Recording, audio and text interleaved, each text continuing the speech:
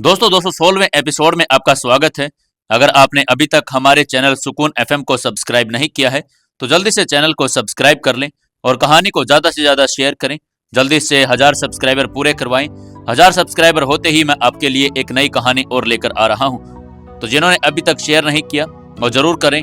Comment करके जरूर बताते रहें कि कहानी कैसी लग रही है और कहानी को सुनने के बाद वीडियो को लाइक जरूर कर दिया करो। चलिए शुरू करते हैं कहानी। रुद्र और युवराज सीसीटीवी फुटेज देख रहे थे जिसमें उनको पता चला कि दो नकाबपोश आदमी माही को एक काली मर्सिडीज में लेकर वहां से चले गए थे। उस गाड़ी का नंबर फर्जी था और युवराज और रुद्र ने गाड़ी को भी ट्रैक करने की कोशिश की लेकिन कुछ नहीं पता चला। रुद्र ने अपना नेटवर्क सक्रिय कर दिया। अब सब लोग उस काली मर्सिडीज के बारे में जानकारी जुटाने में लग गए थे। हर तरफ हलचल मच गई थी और इसी बीच काव्या और सिंधु और बिंदु के साथ फार्म हाउस भी पहुंच गई थी। तीनों हेलीकॉप्टर से उतरे और सीधे अंदर दाखिल हो गए। जैसे वे अंदर पहुंचे उन्होंने देखा कि युवराज हॉल में बैठा हुआ था और रुद्र उसके बगल में खड़ा था। युवराज ने जैसे ही काव्या को देखा वो तुरंत अपनी जगह से उठा और उसकी ओर बढ़ गया। दीदी, आप यहाँ? आपको किसने बताया कि मैं यहाँ हूँ? युवराज ने आश्चर्य से पूछा। मुझे रुद्र ने कॉल किया था। उसने बताया कि तुम बेकाबू होते जा रहे हो। माही का एक्सीडेंट हो गया है, वो कहीं मिल नहीं रही। तुम्हें ऐसे संभाल पाना मुश्किल हो रहा है। काव्या ने युवराज की आंखों में देखते हुए कहा और सामने वाले सोफे पर बैठ गई। काव्या की बात सुनकर युवराज फिर से भावुक हो गया। वो काव्या के पास आकर बैठ गया और बोला, दीदी, माही का कुछ भी पता नहीं चल रहा। मैं उसे ढूंढ नहीं पा रहा हूँ। इतना कहते ही उसकी आंखों में फिर से आंसू आ गए थे। वो काव्या को गले लगकर रोने लगा। काव्या ने उसकी पीठ सहलानी शुरू कर दी और उसे शांत करवाने की कोशिश करने लगी। तुम चिंता मत करो, माही जल्दी ही हमें मिल जाएगी। तुम देखना, जैसे ही उसे होश आएगा वो खुद ब खुद हमें बता देगी कि वो कहाँ है। वो भी तुमसे दूर नहीं रह सकती। काव्या ने युवराज के बालों में हाथ फेरते हुए कहा। युवराज ने खुद को संभालने की कोशिश की। उसे भी काव्या की बात सही लग रही थी लेकिन काव्या समझ चुकी थी कि युवराज ने कुछ भी नहीं खाया होगा। उसने युवराज का चेहरा अपने दोनों हाथों में लेते हुए कहा, युवराज, तुमने खाना क्यों नहीं खाया अभी तक? अगर तुम इसी तरह भूखे प्यासे रहोगे और अपनी सेहत का ख्याल नहीं रखोगे तो माही को कैसे ढूंढोगे? अगर तुम्हारे शरीर में ताकत ही नहीं होगी तो क्या तुम माही की मदद कर पाओगे? और जब माही तुम्हें इस हालात में देखेगी तो क्या उसे अच्छा लगेगा? इतना कहते हुए काव्या ने रुद्र को खाने का इंतजाम करने का इशारा कर दिया। नहीं दीदी, जब तक मैं माही को नहीं ढूंढ लेता तब तक मैं कुछ नहीं खाऊंगा। युवराज ने काव्या की आंखों में देखते हुए कहा। इतने में रुद्र ने खाने की व्यवस्था कर दी थी। एक लड़की खाने की ट्रॉली लेकर वहां आ गई। काव्या ने युवराज की बात को नजरअंदाज करते हुए ट्रॉली से खाना एक प्लेट में सर्व किया और अपने हाथों से युवराज को खिलाने लगी। लेकिन युवराज ने अपना मुंह नहीं खोला, चुपचाप काव्या की तरफ देखने लगा। काव्या ने जबरदस्ती उसके मुंह में निवाला डाल दिया। युवराज की आंखों में आंसू थे लेकिन उसने बहन की जिद के आगे घुटने टेक दिए थे। खाना खाने लगा। काव्या ने उसका यह रूप देखकर बहुत दर्द हो रहा था लेकिन उसने खुद को संभाला और युवराज का भी हौसला बनाए रखा। इसी बीच रुद्र को किसी का फोन आया। उसने फोन उठाया और दूसरी तरफ से बात सुनकर उसका चेहरा गंभीर हो गया। क्या हुआ रुद्र? काव्या ने पूछा। चेयरवुमन, हमें माही के बारे में कुछ सुराग मिला है। पुलिस को एक घायल लड़की मिली है जो बेहोश थी और उसकी हालत बहुत खराब थी। फिलहाल उसे अस्पताल में भर्ती कराया गया है। रुद्र ने जवाब दिया। कौन सा हॉस्पिटल? युवराज लगभग चीख पड़ा था। सिटी हॉस्पिटल, रुद्र ने जवाब दिया। युवराज बिना कुछ सोचे समझे उठा और बाहर की ओर भागा। काव्या और रुद्र भी उसके पीछे पीछे दौड़े। गाड़ी स्टार्ट हो गई थी और तेजी से हॉस्पिटल की ओर बढ़ने लगी। युवराज का दिल बहुत तेजी से धड़क रहा था। वो लगातार यही प्रार्थना कर रहा था कि माही को कुछ न हुआ हो। हॉस्पिटल पहुंचते ही युवराज सीधा अंदर भागा। रिसेप्शन पर खड़े होकर वो चिल्लाया, वो घायल लड़की कहाँ है जिसे यहाँ लाया गया था? नर्स ने उसे शांत करवाने की कोशिश की और कहा, सर प्लीज शांत हो जाइए, वो लड़की अभी भी बेहोश है। डॉक्टर उनका इलाज कर रहे हैं। युवराज ने धड़कते दिल के साथ आयुषी की ओर देखा जहां वो लड़की थी। वो कांच के पास से उसे देख सकता था। उसका शरीर पट्टियों से ढका हुआ था और उसकी हालत बहुत गंभीर लग रही थी। युवराज ने धीरे धीरे दरवाजे की ओर कदम बढ़ाए लेकिन तभी एक डॉक्टर बाहर आया और बोला, अभी आप उसे नहीं देख सकते, वो बेहोश है और हमें उसे होश में लाने की कोशिश करनी होगी। युवराज की आंखों से आंसू गिरने लगे थे। उसने अपने हाथ जोड़कर डॉक्टर से कहा, प्लीज डॉक्टर, मुझे बचा लीजिए, मैं उसके बिना नहीं रह सकता। डॉक्टर ने उसके कंधे पर हाथ रखा और कहा, हम पूरी कोशिश कर रहे हैं, आपको बस हिम्मत नहीं हारनी। काव्या ने युवराज को गले लगा लिया और बोली, माही को कुछ नहीं होगा युवराज, वो वापस आएगी, हमें बस उम्मीद बनाए रखनी होगी। युवराज ने धीरे से सिर हिलाया और अपनी बेहोशी माही को देखता रहा, उसकी वापसी की उम्मीद में। कुछ देर बाद आईसीयू का दरवाजा खुला और डॉक्टर और बाहर आ गए। उनके चेहरे पर गंभीरता झलक रही थी। उसने एक गहरी सांस ली और धीमे स्वर में कहा, आई एम सॉरी, हम उस लड़की को नहीं बचा पाए। उसके सिर में गहरी चोट लगी थी और उसके साथ जबरदस्ती करने की कोशिश की गई थी। हमें उसके शरीर में 2 आदमियों के डीएनए सैंपल मिले हैं। लड़की का चेहरा बुरी तरह से जला हुआ है, इसलिए उसे पहचान पाना भी मुश्किल है। आपको ही उसकी शिनाख्त करनी होगी। युवराज को ऐसा लगा कि जैसे किसी ने उसके दिल में और कुछ छुरी घोंप दी हो। उसके दिल की धड़कनें अनियमित हो गई, उसका चेहरा पीला पड़ गया और कदम लड़खड़ा गए। उसकी आंखों के सामने अंधेरा छाने लगा था, उसकी सांसें तेज चलने लगी। वो दर्द और डर के कांपते हुए मुश्किल ही बोल पाया, माही। ये नाम उसके होठों से निकला नहीं, बल्कि एक चीख बनकर पूरे हॉस्पिटल के गलियारे में गूंज गया। उसका दिल चीख कर उठ गया था। घुटनों के बल गिरते ही उसकी आंखों से आंसुओं के अविरल धारा बह निकली।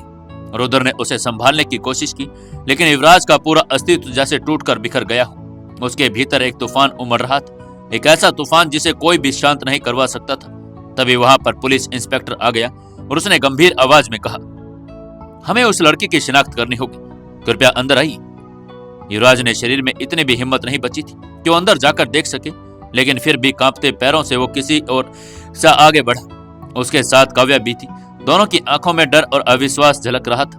वहां खड़े वार्ड बॉय ने उस मृतका के चेहरे पर धीरे धीरे सफेद चादर को हटा दिया। जैसे ही उन्होंने उस लड़की का चेहरा देखा, दोनों की आंखें दर्द से भर गई। युवराज ने झट से अपनी आंखें बंद कर ली।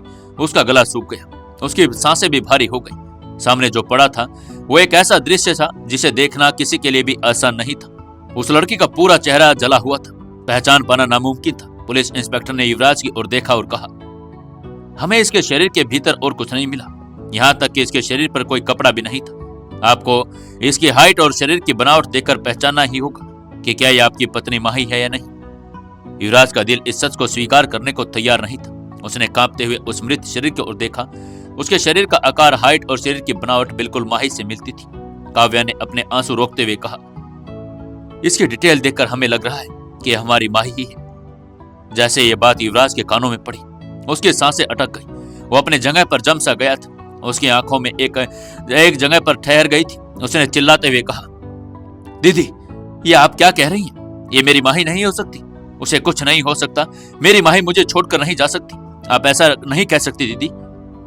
वो बुरी तरह से चीखने लगा। उसकी रग रग में दर्द दौड़ने लगा था। उसे लग रहा था कि उसका पूरा जीवन ही नष्ट हो गया है। वो रोता रहा, चिल्लाता रहा, लेकिन सच्चाई वही थी, माही अब इस दुनिया में नहीं रही थी। युवराज के कांपते हाथों से माही का हाथ पकड़ने की कोशिश की, लेकिन वो बर्फ जैसा ठंडा था। उसे विश्वास ही नहीं हो रहा था कि माही अब नहीं रही थी। उसके मन में हजारों सवाल थे। आखिर उसके साथ ऐसा क्या किया, क्यों किया भगवान? लेकिन इन सवालों का कोई जवाब नहीं देखा। उस रात युवराज की दुनिया अंधकार में डूब गई। उसकी आत्मा चित्कार कर रही थी। उसकी आंखों के सामने उसकी और माही की सारी यादें किसी फिल्म की तरह घूमने लगी थी। उनकी पहली मुलाकात, उनका प्यार, उनकी शादी, उनके साथ बिताए हर छोटे मोटे लम्हे। लेकिन अब सब कुछ अतीत बन चुका था। माही अब कभी भी वापस नहीं आने वाली थी। काव्या ने युवराज को संभाला और उसे वहां से बाहर ले गई। उसने रुद्र को सारी औपचारिकताएं पूरी करने को कहा और युवराज को लेकर अस्पताल के लॉबी में आ गई। युवराज अब भी गुमसुम था। उसकी आंखों के सामने माही की तस्वीर घूम रही थी। वो अपने ही ख्यालों में खोया हुआ था। तभी अचानक उसकी नजर सामने गई। उसने चौंकते हुए देखा कि माही की परछाई जैसे कोई आकृति सामने खड़ी थी। वो कांपते हुए हाथों से उसकी ओर इशारा करते हुए काव्या से बोला, दीदी, वो देखो, वो खड़ी है माही। अंदर वाली लड़की माही नहीं हो सकती। युवराज के चेहरे पर एक अजीब सी मुस्कान आ गई। उसकी आंखें चमकने लगी। वो पागलों की तरह हंसने लगा और दौड़कर उसकी ओर बढ़ने लगा। काव्या ने घबराकर उसे पकड़ने की कोशिश की, लेकिन वो उसके हाथों से छूटकर भागने लगा था। रुद्र अब तक पुलिस की औपचारिकताएं पूरी करवा चुका था। उसने माही के शव को घर लेकर जाने के सारे इंतजाम भी करवा दिए थे। जब उसने युवराज की हालत देखी तो वो तुरंत उसकी ओर भागा। काव्या ने रोते हुए बोली, रुद्र, युवराज को संभालो, वो अपनी सुध बुध खो चुका है। युवराज अब भी उस छाया को देख रहा था जो असल में उस टूटे हुए मन का भ्रम था। वो चिल्ला रहा था, माही, माही, मैं जानता हूं कि तुम मुझे छोड़कर नहीं जाओगी। तुम जिंदा हो ना? बोलो ना माही। लेकिन कोई जवाब नहीं आया। वो छाया धीरे धीरे धुंधली हो गई और गायब हो गई। युवराज की आंखों में आंसू उमड़ गए। वो जमीन पर बैठ गया और फूट फूट कर रोने लगा। रुद्र और काव्या ने उसे संभाला। रुद्र ने कहा, युवराज सर, हमें माही को आखिरी बार सम्मान देना है, हमें उसे घर लेकर चलना होगा। युवराज अभी भी रो रहा था, लेकिन उसने धीरे धीरे सिर हिलाया। रुद्र ने गाड़ी मंगवाई और वे सब माही को उसके अंतिम सफर के लिए घर लेकर जाने लगे थे। क्या ये सच में माही थी या फिर किसी और की लाश थी? क्या होगा आगे जानने के लिए जुड़े रहिए अपनी इस कहानी बेमानी मोहब्बत के साथ। दोस्तों, कहानी को ज्यादा से ज्यादा शेयर करें। दोस्तों, 270वें एपिसोड में आपका स्वागत है।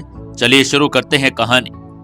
रात गहरी हो चली थी, लेकिन युग का यह अंधेरा शायद अब सूरज के निकलने से भी नहीं हटने वाला था। युवराज की दुनिया उजड़ चुकी थी, उसकी आत्मा घुट रही थी और उसकी सांसें जैसे किसी बोझ से दब गई हो। उसकी आंखों के सामने माही की तस्वीर घूम रही थी। उसकी हंसी, उसका स्पर्श, उसकी आवाज, सब कुछ एक खौफनाक याद में तब्दील हो चुका था। दूसरी तरफ चंदन, वसीम और शहजाद फार्म हाउस पर पहुंच चुके थे, लेकिन वहां सन्नाटा पसरा हुआ था। चारों ओर अंधेरा था और कोई भी नजर नहीं आ रहा था। चंदन ने तुरंत रुद्र को कॉल लगाया। उधर रुद्र गाड़ी चला रहा था, जबकि काव्या अपने छोटे भाई को सांत्वना देने की कोशिश कर रही थी। युवराज काव्या के कंधे पर सिर रखकर बैठा था, लेकिन उसकी आंखों में आंसू थमने का नाम नहीं ले रही थी। उसकी आंखों में एक अजीब सा खालीपन था, जैसे उसकी पूरी दुनिया खत्म हो गई। उसकी हर सांस भारी हो रही थी और अंदर वह पूरी तरह से बिखर गया था। उसके दिल में बस एक ही सवाल गूंज रहा था, माही, तुम मुझे छोड़कर कैसे जा सकती हो? गाड़ी में एक अजीब सी खामोशी थी, केवल सड़क पर टायरों के रगड़ने की आवाज गूंज रही थी।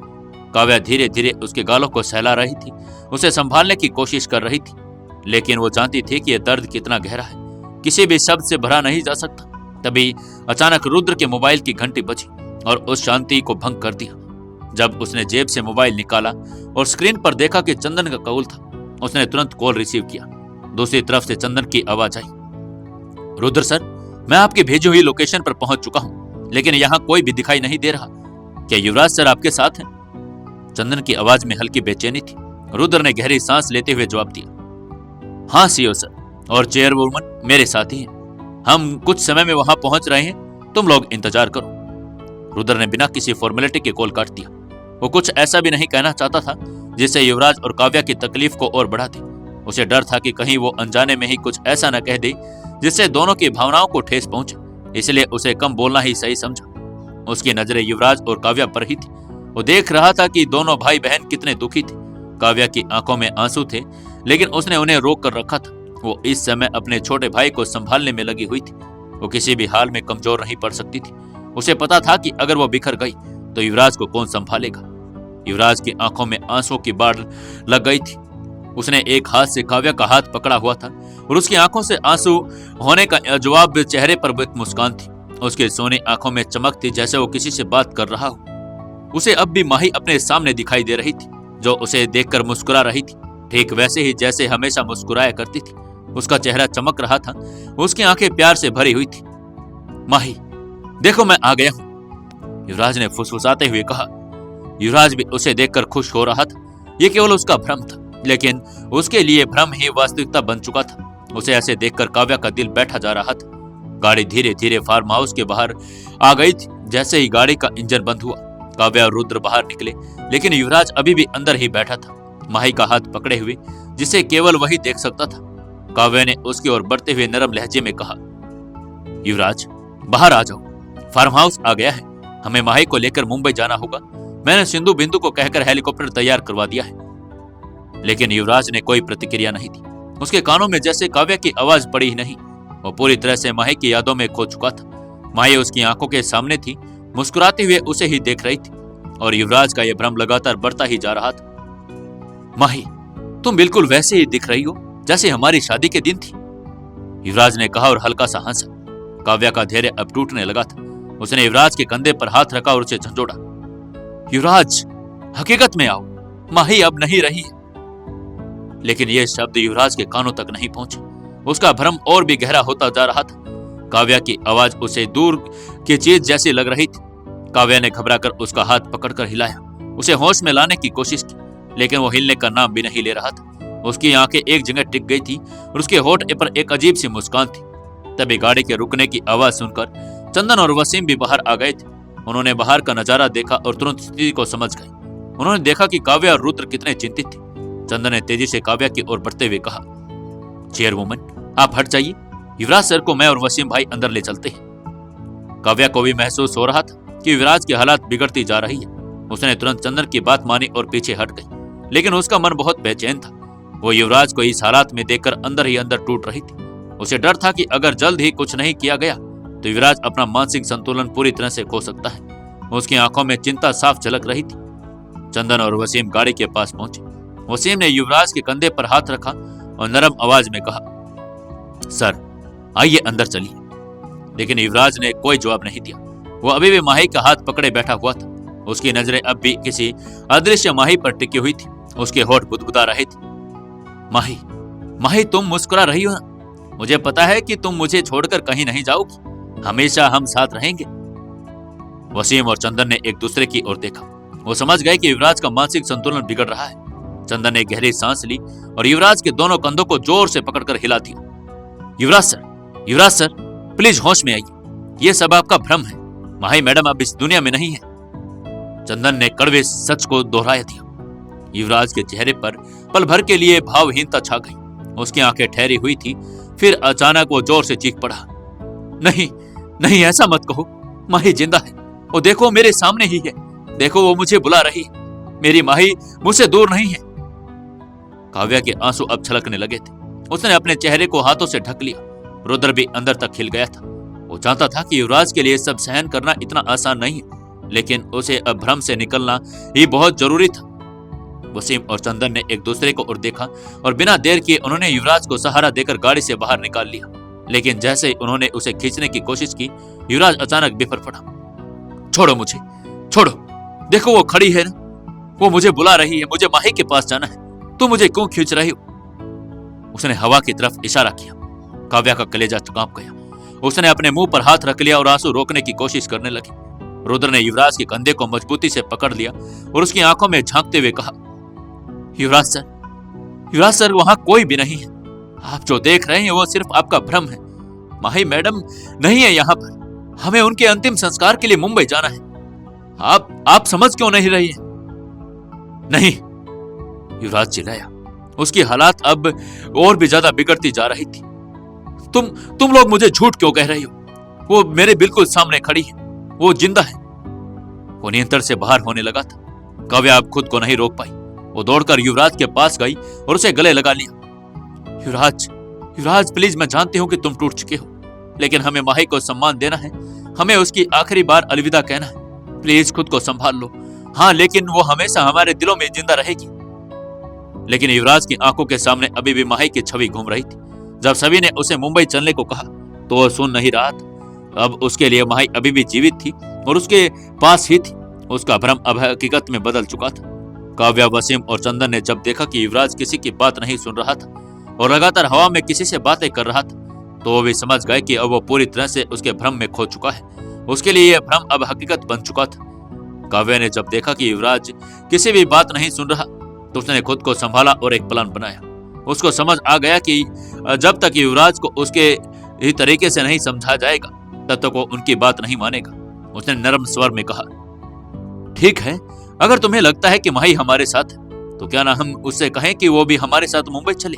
हम हेलीपैड पर चलते हैं, वहां से सब मिलकर मुंबई के लिए निकलते हैं। सिंधु और बिंदु वहां हमारा इंतजार कर रही है। युवराज को माही के अलावा किसी की बात कोई सुनाई नहीं दे रही थी, लेकिन जब काव्या ने उसकी सोच के अनुसार बात की तो उसने तुरंत माही की ओर देखकर मुस्कुराया और सिर हिला दिया। देखा दीदी मान गई। माही, चलो हम हेलीपैड पर चलते हैं। हम साथ चलेंगे, हमेशा साथ रहेंगे। उसने कहा और हवा में किसी का हाथ थामने की तरफ अपना हाथ बढ़ा दिया। उसके चेहरे पर एक ऐसी खुशी थी जैसे उसे कोई खोई हुई दुनिया वापस मिल गई हो। काव्या जानती थी कि युवराज को अभी भी किसी तरह से समझाना मुश्किल था, इसलिए उसने चंदन, वसीम, रुद्र को पास बुलाया और आदेश दिया, तुम लोग रुद्र के साथ यहीं रुको और उन दोनों का पता लगाओ जिन्होंने माही को एक्सीडेंट वाली जगह से उठाया था। हमें सच्चाई तक पहुंचना होगा। वसीम, चंदन और रुद्र ने झुककर कहा, जी चेयरवुमन, हम अपनी पूरी ताकत लगा देंगे, लेकिन उन दोनों को खोजकर रहेंगे। इसके बाद काव्या ने फिर युवराज की ओर देखा, जो अभी भी हवा से किसी की बातें कर रहा था। वो कह रहा था, माही, हमने बहुत इंतजार किया तुम्हारे वापस आने का। देखो अब हम साथ में हैं, अब हमें कोई अलग नहीं कर सकता। चलो हम अब घर चलते हैं। युवराज ने उत्साहित होकर काव्या से कहा, दीदी, माही हमारे साथ मुंबई जाने के लिए तैयार है। चलो हम चलें। फिर उसने हवा में माही का हाथ थाम लिया और हेलीपैड की ओर बढ़ने लगा। काव्या ने माही के शव को पहले ही एक विशेष टीम की मदद से हेलीकॉप्टर में शिफ्ट करवा दिया था, लेकिन युवराज को इस बात से कोई फर्क नहीं पड़ रहा था। उसके लिए माही उसके साथ थी, जिंदा थी और मुस्कुरा रही थी। वो उसे बात कर रहा था, उसे हंसा रहा था और बीच बीच में उसे प्यार से पुकार भी रहा था। सिंधु और बिंदु भी हेलीकॉप्टर में उनके पास थी। उन्होंने जब अपने सीनियर युवराज की ऐसी हालत देखी तो उनकी आंखों में भी आंसू आ गए थे। माही की मौत का गम तो था ही, लेकिन उससे भी ज्यादा चिंता युवराज के लिए हो रही थी। उन्होंने पायलट को उड़ान भरने का संकेत दिया और हेलीकॉप्टर मुंबई के स्थित सिंघानिया हाउस की ओर बढ़ने लगा। अब क्या होगा आगे? क्या युवराज पागल हो जाएगा या फिर माही का सच कुछ पता लगेगा? जानने के लिए जुड़े रहिए अपनी इस कहानी बेमानी मोहब्बत के साथ। दोस्तों 218वें एपिसोड में आपका स्वागत है। चलिए शुरू करते हैं कहानी। माही की मौत के बाद युवराज गहरे सदमे में चला गया। उसे भ्रम होने लगा कि माही अब भी उसके साथ है। काव्या ने चालाकी से उसे हेलीकॉप्टर तक ले जाने की योजना बनाई, जबकि वसीम, चंदन और रुद्र अपराधियों की तलाश में रह गए थे। हेलीकॉप्टर में युवराज अभी भी माही से बातें कर रहा था, जिससे सिंधु और बिंदु उसकी मानसिक स्थिति को लेकर चिंतित हो गई थी। उन्होंने पायलट को उड़ान भरने का संकेत दिया और हेलीकॉप्टर मुंबई में स्थित सिंघानिया हाउस की ओर बढ़ने लगा। पूरा रास्ता युवराज अपने भ्रम में माही से बातें कर रहा था। माही, हमें फिर से साथ रहने का मौका मिला है। देखो, मैं तुम्हारे बिना नहीं जी सकता। जब तुम नहीं थी तो मेरी दुनिया उजड़ गई थी, लेकिन अब तुम आ गई हो। अब कोई दुख नहीं, कोई भी दर्द नहीं। हम बस दोनों खुशी से अपना घर बनाएंगे। उसकी आंखों में एक पागलपन था, एक जुनून था। वो अपनी ही दुनिया में जी रहा था, जहां माही उसके साथ थी। सिंधु और बिंदु एक दूसरे को देखकर चिंता में डूब गई थी। युवराज ने फिर कहा, माही, तुम जानती हो ना, जब तुम पहली बार मुझसे मिली थी तभी मैंने सोच लिया था कि तुम मेरी किस्मत में हो। लेकिन तुम्हें तो हमेशा मुझे सताने में मजा आता है, हमेशा मुझसे दूर भागती रहती हो। लेकिन अब की बार मैं तुम्हें कहीं नहीं भागने दूंगा। फिर उसने एक पल की चुप्पी के बाद कहा, माही, अब हम मुंबई पहुंच जाएंगे और हमेशा साथ में रहेंगे। कोई हमें अलग नहीं कर सकता, है ना? युवराज की बातें सुनकर सिंधु और बिंदु का कलेजा मुंह को आ गया था। वो जानती थी कि माही अब इस दुनिया में नहीं रही, लेकिन युवराज की आंखों में जो चमक थी वो किसी जिंदा इंसान की तरह माही को महसूस कर रहा था। सिंधु, हमें कुछ करना चाहिए, बिंदु ने धीरे से कहा। सिंधु ने लंबी सांस भरी और कहा, अभी नहीं। जब तक हम मुंबई नहीं पहुंच जाते तब तक कोई भी बात करना बेकार है। अभी तो उन्हें किसी भी तरह शांत रखना जरूरी है। बिंदु ने युवराज की ओर देखा। वो अपनी सीट पर बैठा था, लेकिन उसका ध्यान और ही कहीं था। वो मुस्कुरा रहा था, जैसे कोई मीठी बात कर रहा हो। माही, जब हम घर पहुंचेंगे तब मैं तुम्हारे लिए तुम्हारी पसंद का खाना बनाऊंगा। मुझे याद है कि तुम्हें आलू के पराठे कितने पसंद थे, और वो चॉकलेट केक जिसे मैं हमेशा तुम्हारे लिए बनवाता था। हम सब कुछ वैसा ही करेंगे जैसा पहले करते थे। बाहर हेलीकॉप्टर के पंखे गरज रहे थे, लेकिन युवराज को उनकी आवाज सुनाई नहीं दे रही थी। उसे तो बस माही की हंसी सुनाई दे रही थी। वो अपनी ही दुनिया में इतना डूब चुका था कि अब उसे कोई भी हकीकत में नहीं ला सकता था। सिंधु और बिंदु ने एक बार फिर एक दूसरे की तरफ देखा। सिंधु, हमें जल्दी कुछ करना होगा। अगर हम इन्हें ऐसे ही छोड़ देंगे तो ये खुद को बहुत नुकसान पहुंचा सकता है, बिंदु ने कहा। सिंधु ने गहरी सांस लेते हुए कहा, पहले घर तो पहुंचने दो, फिर डॉक्टर को बुलाते हैं। अभी कुछ भी कहने का कोई फायदा नहीं। बिंदु ने धीरे से काव्या से कहा, गुरु मां, हमें सीनियर को जल्द से जल्द किसी डॉक्टर को दिखाना होगा। उनकी मानसिक स्थिति बिगड़ रही है। हमें डर है कि वो इस शोक से उबर न पाए। काव्या ने गहरी सांस ली और आंसुओं को रोकते हुए कहा, मुझे पता है बिंदु, लेकिन अभी उसे कोई सदमा नहीं देना सही होगा। हमें पहले मुंबई पहुंचना होगा, फिर मैं देखूंगी कि उसे कैसे संभालना है। सिंधु ने भी सहमति में सिर हिलाया और हेलीकॉप्टर के बाहर बादलों को देखती रही। हेलीकॉप्टर तेजी से मुंबई की ओर बढ़ रहा था, लेकिन युवराज की दुनिया में समय रुक गया था। उसके लिए माही थी और माही है, और माही हमेशा के लिए उसके साथ रहेगी। उधर चौधरी हाउस में यशवंत और यामिनी अपने कमरे में बेचैनी से टहल रहे थे। उनके दिलों में एक अनजाना भय समा गया था। उन्हें ऐसा लग रहा था कि जैसे कोई अनहोनी उनके दरवाजे पर आने ही वाली हो। यशवंत बार बार अपनी घड़ी की ओर देख रहे थे, मानो समय को रोक देना चाहते हो। वहीं यामिनी भी खिड़की के बाहर झांकती तो कभी अपने हाथों को मसोड़ते हुए कमरे से चक्कर काटने लगती। उनकी आंखों में चिंता की गहरी लकीरें उभर आई थी। यशवंत ने गहरी सांस लेते हुए कहा, यामिनी, मुझे समझ नहीं आ रहा, लेकिन मेरा मन बहुत घबरा रहा है, जैसे बहुत कुछ बुरा होने वाला है। यामिनी ने उनकी बात पर सिर हिलाया। मुझे भी वैसा ही लग रहा है यशवंत जी। पता नहीं क्यों पर मेरा दिल बहुत घबरा रहा है। माँ का दिल कभी गलत नहीं होता। मुझे हमारी माही की बहुत चिंता हो रही है। इतना कहकर यामिनी की आंखों में आंसू छलक आए। उन्होंने अपने कांपते हाथों से अपने दिल पर हाथ रखा, मानो वहां उठ रहे दर्द को थाम लेना चाहती हो। यशवंत ने उसके कंधे पर हाथ रखा और कहा, शांत हो जाओ यामिनी, हमें हिम्मत रखनी होगी। माही जहां भी होगी सही सलामत होगी, लेकिन अगर कुछ अनहोनी हुई तो। यशवंत की आवाज कांप गई। यह सोच मात्र से उनके रोंगटे खड़े हो गए थे। यामिनी ने आंसू पोंछते हुए कहा, नहीं नहीं, ऐसा मत कहो जी, मेरी माही ठीक होगी। मुझे यकीन है कि भगवान हमारी बेटी की रक्षा करेंगे। लेकिन फिर भी ये दिल क्यों घबरा रहा है? क्यों लग रहा है कि कोई बहुत बड़ा तूफान आने वाला है? कमरे में गहरा सन्नाटा छा गया। घड़े की टिक टिक की आवाज और दोनों की भारी सांसों के गूंज से उस सन्नाटे को और भी भारी बना रही थी। यशवंत ने अपनी कुर्सी पर बैठते हुए अपना सिर दोनों हाथों से थाम लिया। याद है यामिनी, जब माही छोटी थी और पहली बार गिरकर चोट लगी थी, तब भी तुम्हें ऐसा ही महसूस हुआ था। तुमने कहा था कि तुम्हारे दिल में अचानक अजीब सी बेचैनी हो रही है। कुछ ही देर के बाद स्कूल से फोन आ गया कि माही गिर गई है। यामिनी की आंखों में वो पुरानी यादें ताजा हो गई। हाँ, मुझे याद है, और आज फिर वही बेचैनी हो रही है। यशवंत जी, कहीं हमारी माही। यामिनी वाक्य पूरा नहीं कर पाई और सुबकने लगी। यशवंत ने तुरंत अपने उसे सीने से लगा लिया और कहा, नहीं यामिनी, हमें मजबूत रहना होगा। माही को कुछ नहीं होगा, हमें अपने भगवान पर भरोसा रखना चाहिए। लेकिन उनके शब्दों में भी खुद एक अनिश्चितता थी। वो खुद भी अंदर से टूट रहे थे। दिल की गहराइयों में कहीं न कहीं एक डर बैठ गया था। वो उसे स्वीकार नहीं करना चाहते थे। कमरे में एक अजीब सी घुटन थी, एक अनजाना डर जो दोनों के मन में धीरे धीरे घर कर रहा था। तभी अचानक फोन की घंटी बजी। दोनों की सांसें जैसे थम सी गई। यामिनी ने कांपते हाथों से फोन उठाया। हेलो। दूसरी तरफ से किसी की धीमी मगर भारी आवाज आई, मैम, आपको तुरंत सिंघानिया हाउस आना होगा। हमें आपसे कुछ जरूरी बात करनी है। यामिनी ने घबरा कर पूछा, कौन बोल रहा है? क्या हुआ? मेरी बेटी ठीक तो है? लेकिन उधर से केवल इतना ही कहा गया, प्लीज आप और सर तुरंत आइए। फोन कट गया। यामिनी ने आहत से फोन गिर पड़ा। यशवंत ने घबरा कर पूछा, क्या हुआ यामिनी? किसका फोन था? यामिनी की आंखों में अजीब सा डर था। उन्होंने कांपते हुए होठों से कहा, हमें तुरंत चलना होगा यशवंत जी, मुझे डर लग रहा है, मुझे बहुत डर लग रहा है। यशवंत ने एक पल भी बर्बाद किए बिना टीना को आवाज लगाई, टीना, टीना, जल्दी आओ बेटा। उनकी आवाज में घबराहट साफ झलक रही थी। टीना तुरंत भाग कर आई। जी डैड, क्या हुआ? टीना, जल्दी से गाड़ी निकालो, हमें तुरंत सिंघानिया हाउस जाना होगा। वहां से कॉल आई है, उन्होंने हमें बुला लिया है। मुझे कुछ गड़बड़ लग रही है, माही की चिंता हो रही है। टीना ने बिना कोई सवाल किए गाड़ी की चाबी उठाई और तुरंत गाड़ी स्टार्ट कर दी। यशवंत और यामिनी तेजी से गाड़ी में बैठे और टीना ने बिना देर किए गाड़ी सड़क पर दौड़ा दी। यशवंत का दिल जोर जोर से धड़क रहा था। उनकी आंखें बार बार घड़ी की ओर जा रही थी और बार बीतता सेकंड उनके लिए भारी हो गया था। यामिनी अपने हाथ जोड़कर भगवान से प्रार्थना कर रही थी, हे भगवान, मेरी बेटी को सुरक्षित रखना, मुझे बहुत डर लग रहा है। गाड़ी की गति बढ़ती जा रही थी।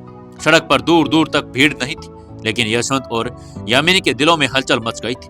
दोनों के मन में सिर्फ एक ही सवाल था, क्या उनकी बेचैनी सच में किसी अनहोनी की आहट थी? उधर काव्या और बाकी सभी लोग सिंघानिया हाउस पहुंच गए थे। युवराज अभी भी अपने भ्रम में माही से बातें कर रहा था और वो माही का हाथ पकड़कर अपने कमरे की ओर बढ़ गया। उसकी आंखों में एक अजीब सी चमक थी।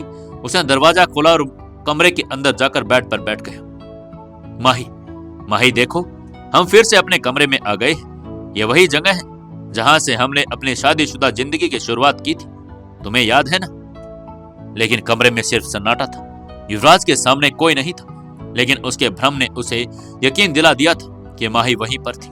वो हवा में किसी को देखकर मुस्कुरा रहा था, उसके साथ बात कर रहा था, उसके बालों में उंगलियां फेर रहा था, जबकि असलियत में वहां कोई नहीं था।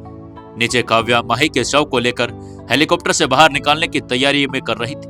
उसने सेवकों को आदेश दिया, बहुत संभल कर उठाना, हमारी माही को किसी भी तरह की असुविधा नहीं होनी चाहिए। उसके शब्दों में एक अजीब सा दर्द था। वो जानती थी कि माही अब इस दुनिया में नहीं है, लेकिन फिर भी उसकी हरकतें वैसी थी जैसे माही सो रही। उसकी आंखों में आंसू लगातार बह रहे थे, लेकिन उसने अपने दिल को मजबूत रखा। काव्या का पति कुणाल भी वहां आ गया था। उसने धीरे से काव्या के कंधे पर हाथ रखा। काव्या, संभालो खुद को, अभी बहुत कुछ करना बाकी है। काव्या ने आंसू पोंछे और खुद को संभालते हुए कहा, हमें माही के अंतिम संस्कार की तैयारी करनी होगी। वो युवराज की पत्नी ही नहीं, हमारी छोटी बहन के जैसी थी। हम उसे पूरे सम्मान के साथ विदा करेंगे। नौकरों ने माही के शव को फूलों से सजी एक अर्थी पर रखा। हवेली के बाहर बड़ा सा मंडप तैयार किया जाने लगा, जहां माही का अंतिम संस्कार होना था। सभी लोग गहरे शौक में थे। किसी को भी यकीन नहीं हो रहा था कि उनकी चुलबुली हंसमुख माही अब इस दुनिया में नहीं रही थी। सिंधु और बिंदु ने माही को देखकर अपने आंसू रोकने की कोशिश की, लेकिन उनका दुख बहुत गहरा था। उन्होंने युवराज की ओर देखा था, जो अभी भी अपने कमरे में था और माही के साथ बातचीत कर रहा था। हमें सीनियर को नीचे लाना होगा, सिंधु बिंदु ने कहा। हाँ, लेकिन कैसे? वो तो अभी भी अपने भ्रम में जी रहे हैं, बिंदु ने चिंतित होकर कहा। हमें कोई तरीका तो निकालना ही होगा सिंधु। नीचे अंतिम संस्कार की तैयारियां पूरी हो चुकी थी। काव्या ने गहरी सांस ली और खुद को मजबूत कर लिया। अब समय आ गया है हमारी माही को सम्मान पूर्वक विदा करने का, उसने खुद से कहा।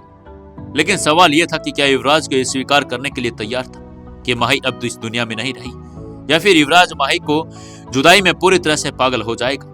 जानने के लिए जुड़े रहिए अपनी इस कहानी बेमानी मोहब्बत के साथ। दोस्तों, कमेंट करें और वीडियो को लाइक जरूर करें। दोस्तों, 219वें एपिसोड में आपका स्वागत है। चलिए शुरू करते हैं कहानी। माही की मौत से युवराज टूट चुका था। काव्या ने उसे समझाने की कोशिश की, जबकि अंतिम संस्कार की तैयारियां शुरू हुई। माही के माता पिता बेचैन थे और सिंघानिया हाउस के लिए निकल चुके थे। युवराज अपने भ्रम में ही माही से बातें कर रहा था, जबकि काव्या और बाकी लोग उसे सच का सामना कराने की कोशिश कर रहे थे। यशवंत, यामिनी और टीना जैसे ही सिंघानिया हाउस पहुंचे, तेजी से अंदर की ओर बढ़े। यशवंत और यामिनी का दिल घबरा गया था। टीना भी जल्दी से गाड़ी पार करके अंदर पहुंचने के लिए दौड़ पड़ी, क्योंकि वो जानना चाहती थी कि अंदर क्या कुछ गड़बड़ हो रही है। सिंघानिया हाउस के विशाल दरवाजों के भीतर एक अजीब सी खामोशी पसरी हुई थी। घर का माहौल पूरी तरह से शोक में डूबा हुआ था और घर के मुख्य हॉल में सफेद चादरें बिछी हुई थी। चारों तरफ उदास चेहरों की भीड़ थी और बीचों बीच किसी के अंतिम संस्कार की तैयारियां चल रही थी। धीमी धीमी रोने की आवाजों ने पूरे वातावरण को शोक में बना दिया था। हर कोने में दुख और निराशा का साया था।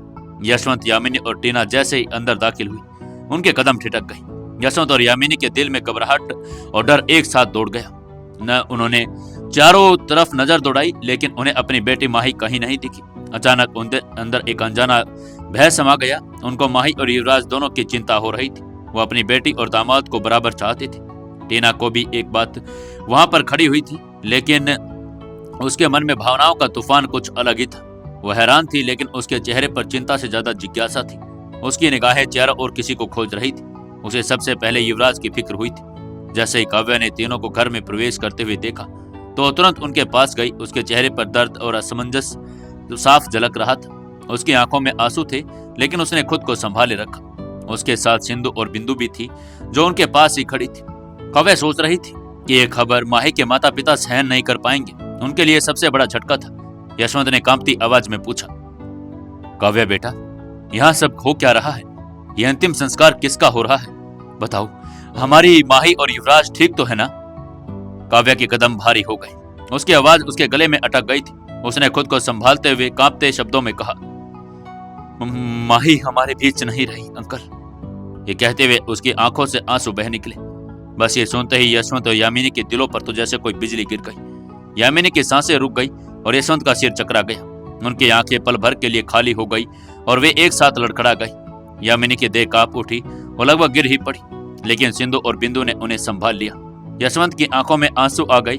उनका सीना भारी हो चुका था और उनका शरीर पूरी तरह से सुन पड़ गया था। नहीं, ये नहीं हो सकता, हमारी माही नहीं। यामिनी बेतहाशा चीखने लगी और उनकी आंखों के सामने अंधेरा छा गया। यशवंत ने कांपते हाथों से काव्या का कंधा पकड़ लिया। बेटा, ये झूठ है ना? बताओ, हमारी माही को कुछ नहीं हुआ है ना? लेकिन काव्या की आंखों में सच्चाई थी, जो किसी भी झूठ से ज्यादा प्रभावी थी। और यशवंत और यामिनी के दिल टूट चुके थे। माही, उनकी जान, उनकी प्यारी बेटी अब इस दुनिया में नहीं रही थी। यशवंत को भी यही लगा कि उसके दिल पर किसी ने गहरी चोट मारती हो। उनकी आंखों से आंसू बह निकले। उन्होंने कांपते हाथों से काव्या का हाथ पकड़ा और कहा, मुझे मेरी बेटी से मिलने दो, मैं अपनी माही को आखिरी बार देखना चाहता हूँ। काव्या ने धीरे से सिर झुकाकर इशारा किया और माही के पार्थिव शरीर की ओर बढ़ने को कहा। यशवंत और यामिनी की आंखों में आंसू थमने का नाम नहीं ले रहे थे। वे कांपते हुए आगे बढ़े और जैसे उन्होंने अपनी बेटी के सफेद चादर में लिपटे देखा वो फूट फूट कर रो पड़ी। माही, माही बेटा आंखें खोलो, देखो मॉम डैड आ गए। यामिनी ने रोते हुए कहा, लेकिन माही हमेशा के लिए खामोश हो चुकी थी। दूसरी तरफ टीना ये सब देख रही थी। बाहर से वो सदमे में होने का नाटक कर रही थी, लेकिन अंदर ही अंदर उसके मन में एक अजीब सी शांति फैल गई थी। उसकी आंखों में एक पल के लिए खुशी चमक गई, लेकिन उसने फौरन उसे छुपा लिया। उसे पता था कि अब माही हमेशा के लिए उसके और युवराज के बीच से हट चुकी थी। टीना ने खुद को शर्मित किया और नकली दुख के साथ बोली, नहीं नहीं, ये नहीं हो सकता, माही हमें छोड़कर नहीं जा सकती। लेकिन उसकी आवाज में वो दर्द नहीं था जो सच में होना चाहिए था। उसने आंसुओं को जबरदस्ती अपनी आंखों में ले कर आया और दिखावा किया कि वो भी टूट चुकी है। इसी बीच युवराज अपने ऊपर अपने कमरे में माही के साथ वह बाहों में एक अदृश्य माही थी जिससे वो बातें कर रहा था, हंस रहा था और प्यार जता रहा था। उसके लिए माही मरी नहीं थी, वो अभी भी उसकी दुनिया में थी और उसकी बाहों में थी। नीचे माहौल बेहद भावनात्मक और भारी हो गया था। माही का पार्थिव शरीर सफेद फूलों से ढका हुआ था और उसकी अंतिम यात्रियों की तैयारी चल रही थी। काव्या ने अपने आंसू पोंछे और खुद को संभाला। अब उसे माही के माता पिता को संभालना था और साथ ही युवराज को सच का सामना भी करवाना था। यशवंत और यामिनी भी अपनी अपनी शुद्ध बोध खो चुके थे। वे अपनी बेटे के शरीर के पास बैठकर लगातार रोते जा रहे थे। उनकी सांसें ठंडी पड़ चुकी थी और हथेलियों अपने हाथों में वो छुपा लिए थे। वे उसे बार बार बुला रहे थे, लेकिन अब वो कभी भी वापस नहीं आने वाली थी। काव्या ने गहरी सांस ली और सोचा, अब समय आ गया है कि युवराज को इस सच्चाई का एहसास करवाया जाए। वो जानती थी कि आसान नहीं होगा, लेकिन ये करना भी जरूरी था। माही की अंतिम यात्रा अब और देर तक रोकी नहीं जा सकती थी। टीना जो अब तक बेहद दुखी दिख रही थी, लेकिन अंदर ही अंदर इस परिस्थिति से संतुष्ट थी। उसे लग रहा था कि अब उसके और युवराज के बीच कोई नहीं आएगा, लेकिन फिर भी उसने अपने चेहरे पर दुख और वेदना का मुखौटा पहन रखा था और धीरे धीरे काव्या के पास आई और उसके पास बैठकर रोने लगी। दीदी, दीदी, ये सब कैसे हो गया? माही हमें छोड़कर क्यों चली गई दीदी? टीना ने आंसुओं से भरी आवाज में कहा और काव्या के गले लग गई। काव्या ने टीना को मगरमच्छी आंसुओं पर भरोसा तो हो गया था, उसे भी टीना को गले लगा लिया और कहा, टीना, मुझे समझ नहीं आ रहा कि ये सब कैसे हुआ। मुझे भी यकीन नहीं हो रहा कि हमारी माही हमारे बीच नहीं है, लेकिन मुझे अब ज्यादा चिंता युवराज की हो रही है। वो इस सच को मानने के लिए तैयार ही नहीं है। जीजू, जीजू कहाँ है? क्या वो ठीक है? टीना ने गहरी चिंता जताते हुए पूछा। काव्या ने अपनी आंखों के आंसू पोंछते हुए जवाब दिया, युवराज तो ठीक है, लेकिन माही की मौत ने उसे पूरी तरह से तोड़ दिया है। वो अपने कमरे में बैठा हुआ है और पागलों की तरह हरकतें कर रहा है। मुझे उसकी बहुत चिंता हो रही है। वो ऐसा बर्ताव कर रहा है जैसे माही अभी भी जिंदा हो। उसकी आंखों में एक भ्रम आ गया है और वो हमारी किसी भी बात को मानने के लिए तैयार नहीं है। मैं बहुत डर रही हूँ कि कहीं वो खुद को कोई नुकसान न पहुंचा ले। हम सभी ने उसे समझाने की बहुत कोशिश की, लेकिन वो किसी की बात का विश्वास ही नहीं कर रहा। टीना ने फिर से काव्या को गले लगा लिया और मन ही मन प्रसन्नता महसूस की। ये समय उसके लिए एक सुनहरा अवसर था। अब वो युवराज के करीब आ सकती थी, उसे सहारा देने के बहाने उसके जीवन में अपनी जगह बना सकती थी। उसने काव्या से कहा, दीदी, आप चिंता मत करें, समय के साथ जीजू संभल जाएंगे। अभी हमें अपने आप को संभालना होगा और उसके लिए मजबूत बनना होगा। अब बस अपना ख्याल रखिए। मैं जीजू से बात करके देखती हूँ, शायद वो मेरी बात समझ सके। ठीक है, जाओ, कोशिश तो करके देख लो। काव्या ने भी हाँ में सिर हिला दिया। टीना ने अपनी आंखों के आंसू पोंछे और तुरंत युवराज के कमरे की ओर बढ़ने लगी। उसके मन में कई विचार उमड़ रहे थे। अगर वो युवराज को अपना सहारा दे सके तो शायद उसकी जिंदगी में अपनी जगह बना सकती थी। उसके कदम तेजी से बढ़ रहे थे और दिल की धड़कन भी बढ़ हुई थी। उधर सिंधु और बिंदु यशवंत और यामिनी को संभालने की कोशिश कर रही थी। सिंधु ने उन्हें सांत्वना देते हुए कहा, अंकल आंटी, कृपया खुद को संभालिए। माही दीदी अगर कहीं से भी आपको देख रही होंगी तो आपकी ये हालत देखकर उन्हें भी दुख होगा। उनकी आत्मा की शांति के लिए अपने आप को खुद को मजबूत करें। सिंधु ने उनकी पीड़ा को महसूस करते हुए कहा। यशवंत ने कांपते स्वर में कहा, कैसे कैसे संभालू खुद को बेटा? मेरी बेटी अब इस दुनिया में नहीं रही। उसे अपनी शादी के बाद हंसते खेलते देखना चाहता था, लेकिन भगवान ने हमें उसके काबिल भी नहीं समझा। बिंदु ने उनके कंधे पर हाथ रखते हुए कहा, हमें अपनी तकलीफों से लड़ना होगा अंकल। माही दीदी को सुकून तभी मिलेगा जब हम खुद को संभाल लेंगे। यशवंत और यामिनी ने अपने आंसू रोकने की कोशिश की, लेकिन दर्द इतना गहरा था कि उनके खुद को संभाल पाना मुश्किल हो रहा था। उनका संसार उजड़ चुका था। उधर टीना जब युवराज के कमरे में दरवाजे पर पहुंची तो उसे अंदर से युवराज की हंसी सुनाई दे रही थी। यह हंसी सामान्य नहीं थी, उसमें एक अजीब सी बेचैनी और पागलपन झलक रहा था। उसके कानों में यह हंसी की किसी भयावह सत्य का आभास करा रही थी और दरवाजे के करीब आई और ध्यान से सुनने लगी। माही, तुम कितनी हंस रही हो, देखो ना सब कितने परेशान हो रही, लेकिन मुझे पता है कि तुम यही हो मेरे साथ, कोई तुमसे अलग नहीं कर सकता मुझे, हम हमेशा साथ रहेंगे, है ना? युवराज की आवाज एक पागलपन की तरह झलक रही थी। टीना ने हल्के दरवाजा खोला और अंदर झांका। वो जो दृश्य उसने देखा उसे देखकर वो कुछ पलों के लिए अवाक रह गई। युवराज कमरे में अकेला था, लेकिन उसके हाव भाव ऐसे थे जैसे वो किसी से बातें कर रहा हो। माही, तुम बिल्कुल वैसे ही लग रही हो जैसे हमारी पहली मुलाकात के दिन थी। तुम जानती हो ना कि मैं तुमसे कितना प्यार करता हूँ। मैं तुम्हें कभी नहीं खो सकता, कभी भी नहीं। युवराज का चेहरा खुशी से दमक रहा था और वह हवा में किसी के हाथ को थामने की कोशिश कर रहा था। टीना को समझ आ गया कि युवराज पूरी तरह से अपने भ्रम की दुनिया में जी रहा है। वो अब भी माही को अपने साथ महसूस कर रहा था। टीना ने कमरे में कदम रखा और कहा, जीजू। लेकिन युवराज ने उसकी तरफ देखा भी नहीं। वह भी माही की बातों में ही उलझा हुआ था। टीना ने अपने भीतर उमड़ते भावों को सीमित किया और ठंडी आवाज में बोली, जीजू देखिए, मैं आपके पास आई हूँ, आप ठीक तो है ना? क्या करेगा अब युवराज? क्या युवराज टीना की बातों से सहमत हो पाएगा या फिर वो माही में ही उलझ जाएगा, पागल हो जाएगा? जानने के लिए जुड़े रहिए अपनी इस कहानी बेमानी मोहब्बत के साथ। दोस्तों 220वें एपिसोड में आपका स्वागत है। चलिए शुरू करते हैं कहानी। टीना युवराज के कमरे के बाहर आ गई थी, लेकिन अंदर से आती युवराज की आवाज ने उसे ठिठका दिया था। वो किसी से बातें कर रहा था, हंस रहा था और जैसे माही उसके सामने बैठी हो। उसने धीरे से दरवाजे को धक्का दिया और अंदर कदम रखा। युवराज अब भी अपनी जगह पर बैठा अपनी कल्पना में माही से बातें कर रहा था। उसकी आंखें चमक रही थी, होठों पर एक मुस्कान थी, मानो उसकी दुनिया फिर से पूरी हो गई हो।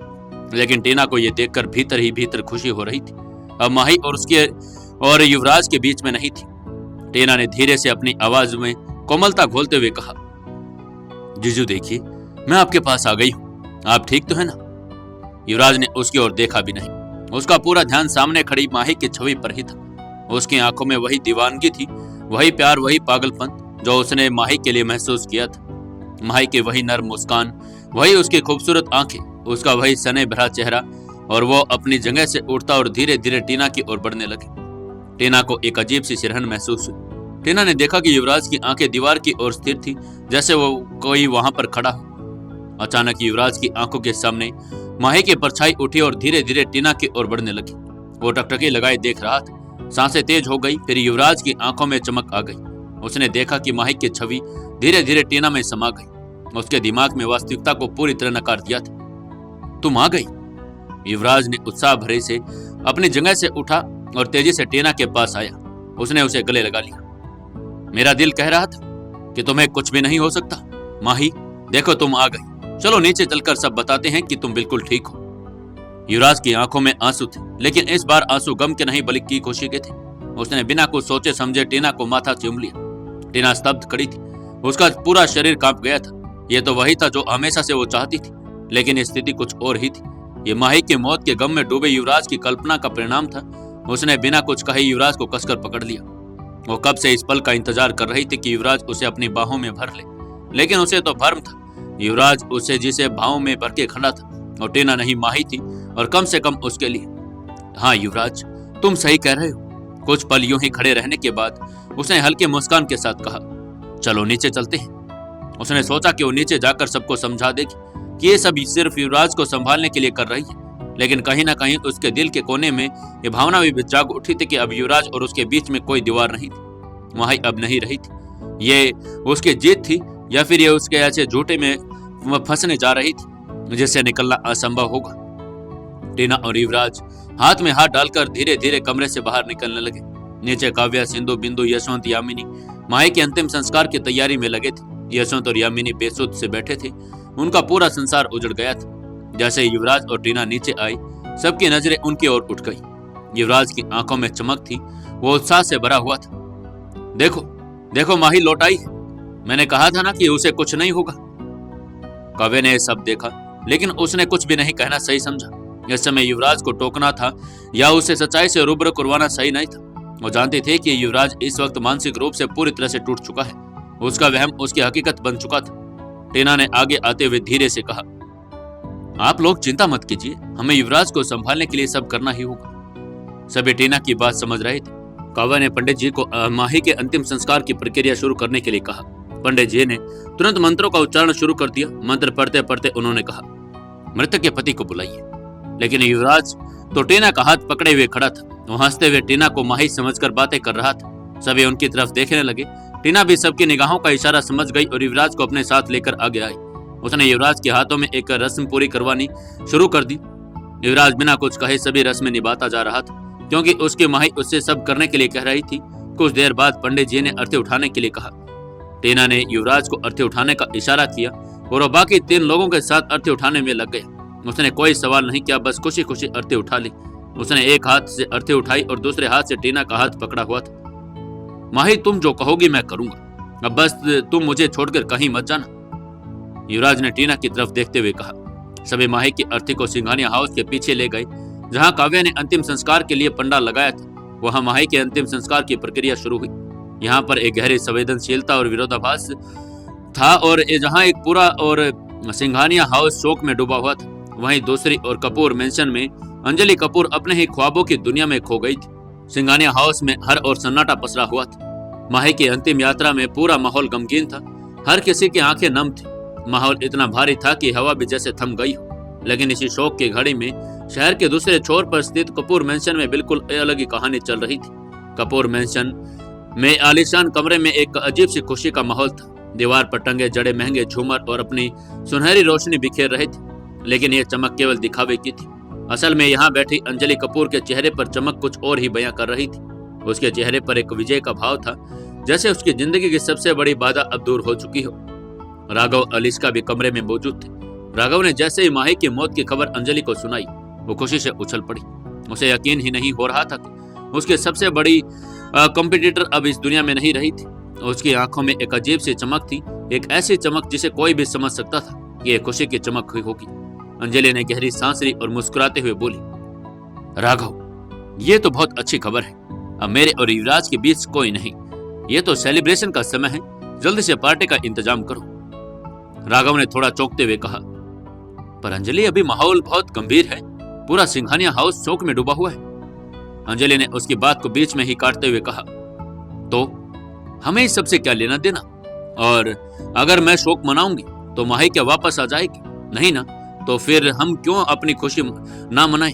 आखिरकार मैंने ये दिन बहुत इंतजार के बाद देखा है।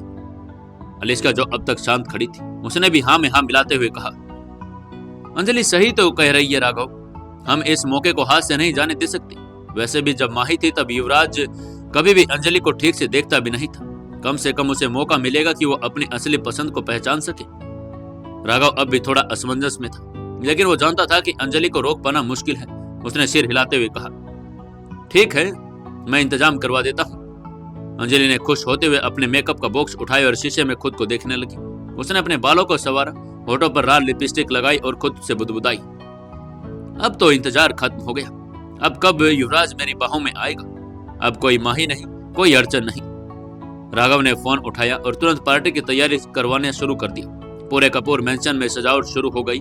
फूलों की मालाएं लगाई जाने लगी, कैंडल लाइट डिनर की व्यवस्था होने लगी और पार्टी के लिए एक खास डीजे बुलाया गया, जिसने माहौल को पूरी तरह से रंगीन हो जाए। लेकिन इस खुशी के माहौल के बीच में कहीं न कहीं एक सवाल उठ रहा था, क्या ये खुशी सच में टिक पाएगी? क्या अंजलि का ये सपना पूरा हो पाएगा?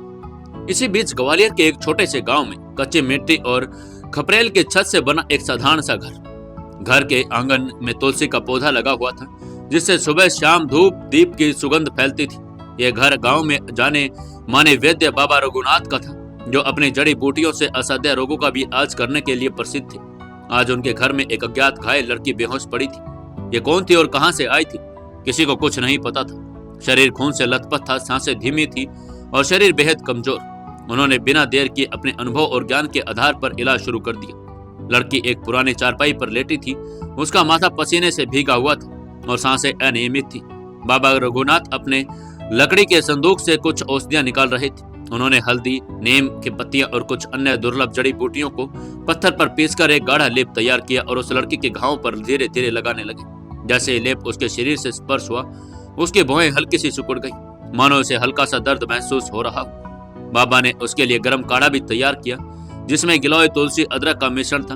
उन्होंने लड़की के सिर पर सहारा देकर होठों पर एक बूंद टपकाई, लेकिन वो अभी भी होश में नहीं आई थी। कौन होगी ये लड़की? बाबा ने बुदबुदाते हुए कहा। क्या इसे किसी ने मारा है या कोई दुर्घटना है?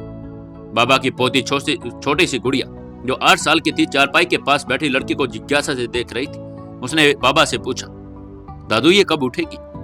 बाबा ने प्यार से उसकी पीठ थपथपाई और कहा, जल्द ही बेटा, बस दुआ करो कि भगवान इसे जल्दी से ठीक कर दे। गुड़िया लड़की ने उसका हाथ थाम लिया, मानो उसे सहारा देने की कोशिश कर रही हो। आखिर कौन थी ये लड़की? कहीं ये माही तो नहीं? अगर ये माही है तो लाश किसकी है? जानने के लिए जुड़े रहिए अपनी इस कहानी बेमानी मोहब्बत के साथ। दोस्तों, कहानी को ज्यादा से ज्यादा शेयर करें, कमेंट करें और वीडियो को लाइक जरूर करें।